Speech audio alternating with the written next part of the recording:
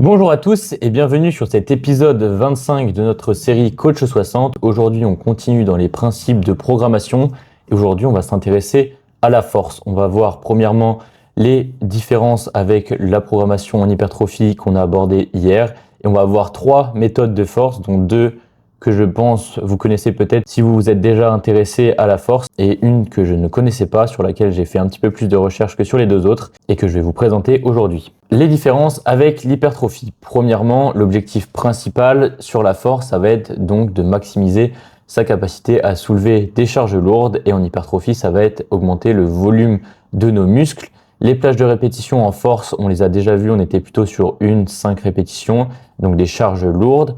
Et l'hypertrophie, on va être sur du 6-12 répétitions, plutôt en moyenne. C'est toujours des chiffres, des ordres d'idées que je donne pour se repérer, mais ce n'est pas un cadre strict. Les temps de repos en force, on va être sur du 2-5 minutes et en hypertrophie 60-90 secondes. D'ailleurs, hier, je suis passé très vite sur les notions. On a évoqué cette notion de temps de repos et je n'ai pas vraiment ajouté mon commentaire, mais 70-90 secondes, c'est ce qu'on va retrouver souvent quand on parle d'hypertrophie. Mais il faut être conscient que le meilleur temps de repos, c'est celui où on va pouvoir récupérer suffisamment pour maximiser l'efficacité de la série suivante et également trouver le bon temps pour ne pas passer trop de temps à la salle, pouvoir aussi mettre en jeu le stress métabolique qu'on avait vu également. La charge utilisée en force, on va être plutôt sur 85-95% du 1RM, donc la rep max, et en hypertrophie, plutôt 65-85% du 1RM. Et on peut faire de l'hypertrophie avec les fourchettes de répétition qu'on a vu juste avant. Certes, 1RM, faire son max, ça va avoir très peu d'intérêt en hypertrophie, mais quand on est vers du 5 reps, on va pouvoir jouer aussi sur les leviers de l'hypertrophie qu'on avait vu. Le mécanisme principal en force, ça va être l'adaptation neuromusculaire. On l'avait vu, les connexions entre les muscles et le cerveau, elles sont très importantes pour maximiser les charges qu'on va pouvoir soulever. Et on va activer plutôt des fibres rapides, les fibres de type 2B, 2X aussi on avait vu. Et l'hypertrophie, on va essayer de trouver le meilleur compromis pour agir sur les 3 stress, le stress métabolique, le stress mécanique, la tension mécanique et les dommages musculaires. On va plutôt recruter des fibres intermédiaires, mais on l'avait vu également, on va venir travailler que ça soit les fibres de type 2B ou aussi les fibres de type 1, ça va être un travail dans l'ensemble. Et on ne peut pas travailler exclusivement un type de fibre. La relation entre les deux, la force, elle va aider à soulever plus lourd, donc ce qui peut entraîner une plus grande hypertrophie, où on va maximiser la tension mécanique, et l'hypertrophie, on va créer plus de fibres musculaires, donc on va avoir plus de force. La méthode 5x5, peut-être que vous la connaissez, le principe est simple, il est dans le nom, 5 séries de 5 répétitions, on va choisir 80% du 1RM, on va faire 3 séances par semaine, c'est une bonne base. L'objectif, donc, c'est d'augmenter la force avec des charges lourdes, c'est aussi simple que ça. Et l'intérêt, ça va être d'avoir un volume qui va être quand même modéré. On va se focus sur les mouvements de base. Quand on travaille la force, on retrouve le squat, le deadlift, le bench. Après, on peut faire de la force sur du développé militaire, par exemple, des exos polyarticulaires. Je me répète un peu, mais l'intérêt est de maximiser la force avec une fréquence d'entraînement relativement faible, si on est sur 3 séances par semaine.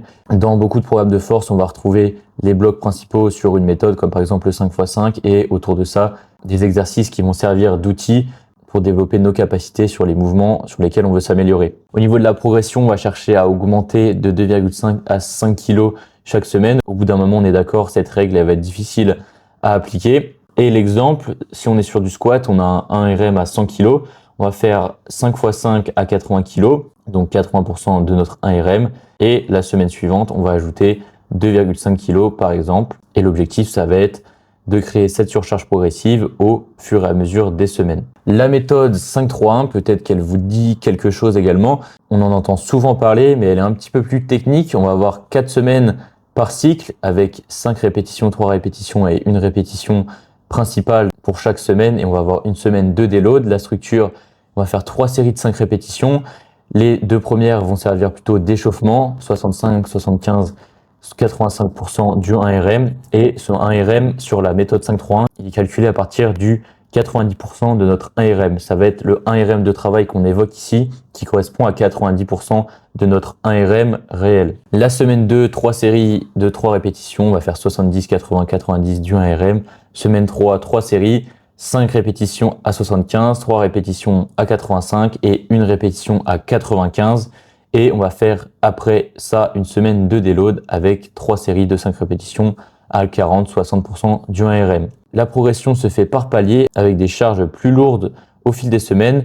Elle permet un maximum de force avec un volume contrôlé et une récupération active avec un déload assez fréquent quand même, toutes les 4 semaines. Et on va pareil essayer d'augmenter de 2,5 à 5 kg sur chaque mouvement à chaque cycle. Je vous ai remis un exemple ici, mais je pense que vous avez bien compris le principe de cette méthode. Je ne vais pas vous citer cette série de chiffres pour rien. La dernière méthode que je vais vous présenter aujourd'hui, c'est la Texas méthode. L'objectif donc c'est de développer sa force maximale où on va combiner le volume et l'intensité. L'entraînement va être structuré sur 3 jours pour optimiser la récupération et donc la progression. Le jour 1, on va se concentrer sur le volume, le jour 2, sur du léger et le jour 3 sur l'intensité. Alors le jour 1, on va faire du 5x5 à 85% du 5RM, le jour 2 du 3x5 à 70% du 5RM et le jour 3, 1x5 à 100% du 5RM. Donc logiquement, cette méthode elle est basée presque sur un PR à chaque semaine. L'intérêt est la combinaison d'un volume et d'une intensité pour progresser rapidement. On va avoir une séance focus volume, une séance focus intensité.